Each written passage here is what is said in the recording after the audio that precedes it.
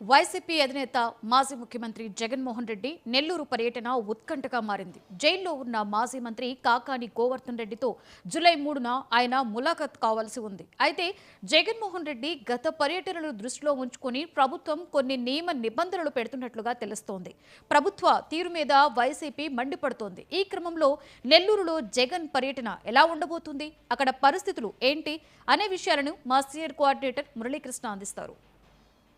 YCP అధినేత మాజీ ముఖ్యమంత్రి జగన్మోహన్ రెడ్డి పర్యటన వచ్చే నెల 3వ తేదీన నెల్లూరు జిల్లాలో జరగాల్సి ఉంది. ఈ పర్యటన ప్రస్తుతం ఉత్కంఠభరితంగా అయితే మారిందని చెప్పుకోవచ్చు. ఏదైతే జగన్మోహన్ రెడ్డి వరుస పర్యటనలు అటు పల్నాడు, సత్తెనపల్లి, అదేవిధంగా ఇతర ప్రాంతాల్లో పర్యటనల నేపథ్యంలో ఒక్కసారిగా కూడా నెల్లూరు జిల్లా పర్యటనలో ఒక ఉత్కంఠత అయితే ప్రస్తుతం కొనసాగుతుందని చెప్పుకోవచ్చు. ఏదైతే నెల్లూరు జిల్లాలోని సెంట్రల్ జైల్లో ఎవరైతే మాజీ మంత్రి, జిల్లా వైసీపీ అధ్యక్షుడు కాకాని గోవర్ధన్ రెడ్డి ఇప్పటికే రిమాండ్లో ఉన్నటువంటి విషయం తెలిసిందే. దాదాపు 5 కేసుల్లో ఆయన రిమాండ్లో ఉన్నారు. దాంట్లో బెయిల్ రాగా మిగిలినటువంటి 4 కేసుల్లో కూడా ప్రస్తుతం కాకాని గోవర్ధన్ రెడ్డి ఇటు రిమాండ్లో కూడా కొనసాగుతున్నారు. ఈ నేపథ్యంలో ఇప్పటికే రాష్ట్రానికి సంబంధించినటువంటి అనేక మంది మాజీ మంత్రులు, వైసీపీకి సంబంధించినటువంటి నేతలు కూడా వరుసగా ఆయనతో ములాఖతులు అయ్యారు. అయితే తాజాగా ఎవరైతే మాజీ సీఎం, అదేవిధంగా వైసీపీ అధినేత జగన్మోహన్ రెడ్డి జూలై నెల 3వ తేదీనగా నెల్లూరు జిల్లాలోని సెంట్రల్ జైలుకు వచ్చి అటు కాకాని గోవర్ధన్ రెడ్డితో ములాఖత్ అయ్యే అందుకు కూడా అన్ని రకాల ఏర్పాట్లను అయితే వైసీపీకి సంబంధించినటువంటి నేతలు పూర్తి చేశారు. అయితే ఈ క్రమంలో ప్రస్తుతం ఒక ఇటు పర్యటన అనేది ఎలా జరుగుతుందనే దానిపైన చర్చగా అయితే మారింది. ప్రస్తుతం ఏదైతే భుజభుజ నెల్లూరుకి సమీపంలో ఉన్నటువంటి నెల్లూరు జిల్లా సెంట్రల్ జైలు వద్దకు ఇటు జగన్మోహన్ రెడ్డి చేరుకోవాలంటే సమీపంలో ఉన్నటువంటి అనేక ప్రాంతాల్లో కూడా హెలిప్యాడ్ని వైసీపీ నేతలు పరిశీలించారు. అయితే 2 దగ్గరలకి ఇప్పటికే హెలిప్యాడ్ని కూడా మార్చారు. ప్రస్తుతం అయితే వెంకటాచలం మండలంలో మరో దగ్గర హెలిప్యాడ్ని ఏర్పాటు చేసేందుకు ప్రయత్నిస్తున్నారు. అయితే దీన్నన్నింటినీ కూడా ప్రభుత్వం అడ్డుకుంటుంది. జగన్మోహన్ రెడ్డి పర్యటనను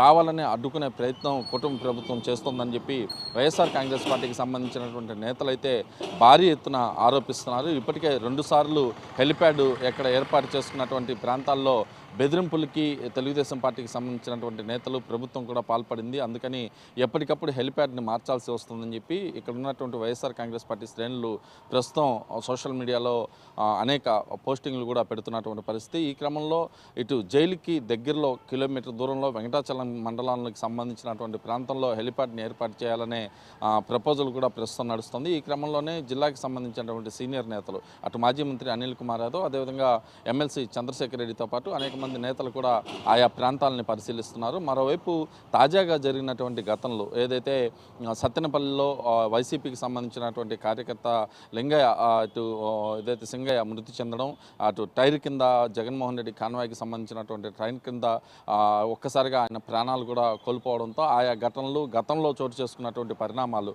అంటే ఏదైతే జగన్మోహన్ రెడ్డి ఎక్కడికి పర్యటనలకు పోయినా కూడా ఆయా ప్రాంతాల్లో ఒక ఉద్రిక్త వాతావరణం కొనసాగడం, ఇవన్నిటిని కూడా దృష్టిలో పెట్టుకున్నటువంటి ఏదైతే ఇటు కూటమి సర్కారు, ప్రభుత్వ అధికారులు కూడా కొన్ని సూచనలు అయితే జగన్మోహన్ రెడ్డి పర్యటనలో చేసినట్లుగా తెలుస్తుంది. ఏదైతే ఇటు జైలుకి 1 కిలోమీటర్ దూరంలో హెలిప్యాడ్ని ఏర్పాటు చేసుకొని అక్కడ నుంచి ములాఖత్కు వచ్చి కాకాని గోవర్ధన్ రెడ్డితో ములాఖత్ అయిన తర్వాత అక్కడ నుంచి తిరిగి వెళ్ళాలని చెప్పి కూడా సూచనలు జారీ చేసినట్లుగా తెలుస్తుంది.